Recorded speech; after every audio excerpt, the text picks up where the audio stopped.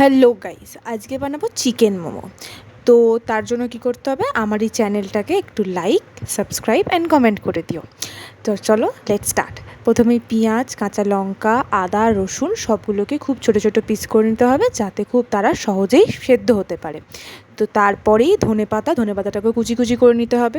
এরপর আসছে চিকেনটাকে ছোটো ছোটো টুকরো করে নেবো, করে নিয়ে পেঁয়াজ, কাঁচা লঙ্কা, একটু সোয়া সস, তার মধ্যে ব্ল্যাক পেপার, একটু লেবু চিপে তার মধ্যে ধনেপাতা দিয়ে ভালো করে ম্যারিনেট করে নিতে হবে।